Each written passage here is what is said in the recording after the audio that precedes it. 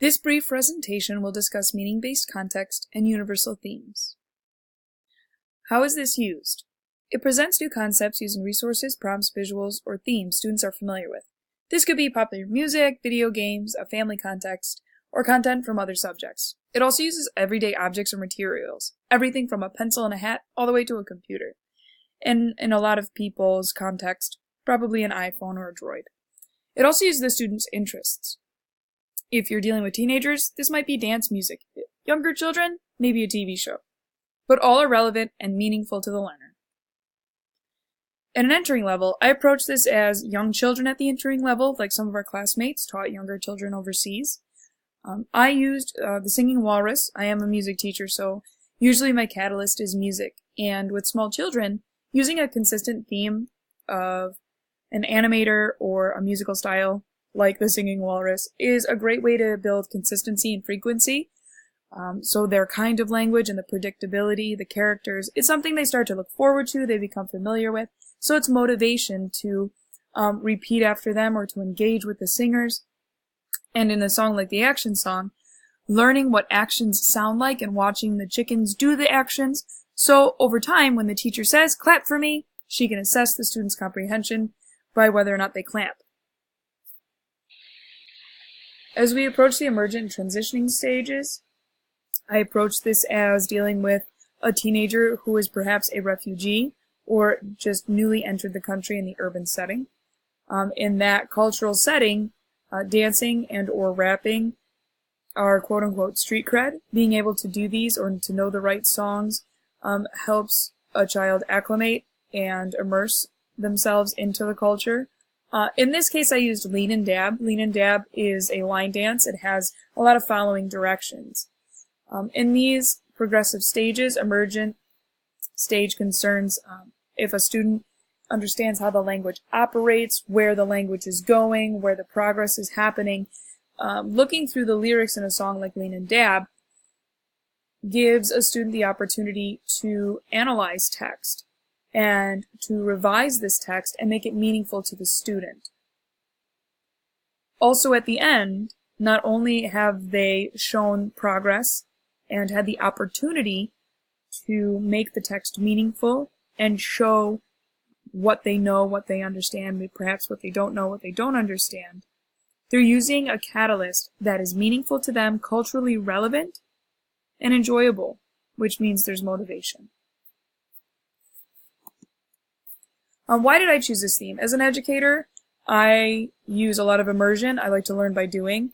I believe that any content, whether it's language, whether it's music, whether it's life skills, needs to be immediately applicable to make it meaningful to the child.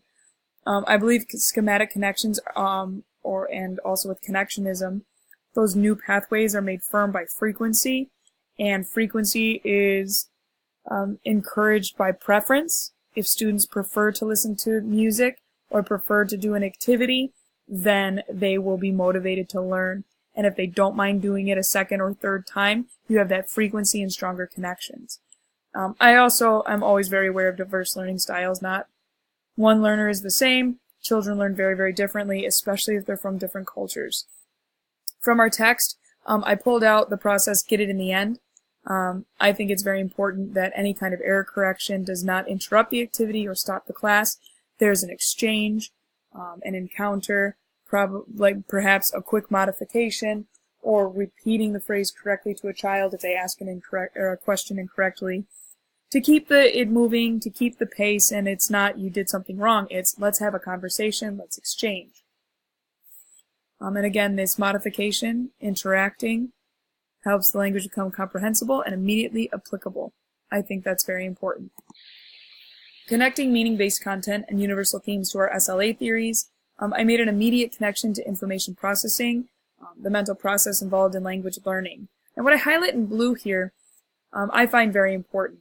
When you use something that a student can make an immediate connection with, socioculturally, in regard to preference, it allows them to immediately organize the information in their context in a way that makes sense to them.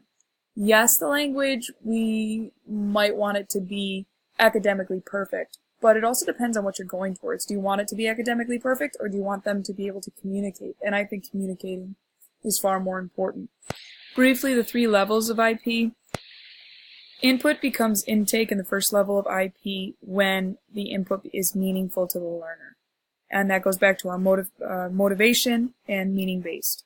Central processing, knowledge being restructured in a context that's relevant to the child. And finally, output, that talking language. What is coming out? Why is it coming out? What do they want to communicate based on what is relevant and the catalyst we use to teach language? And then connectionism, I touched on briefly. Frequency, frequency, frequency, repeated exposure to something that they enjoy.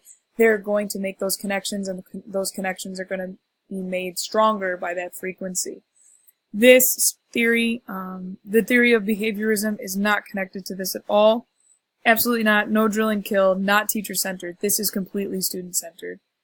And I do have our chart about entering emerging that you can take a pause and briefly glance through.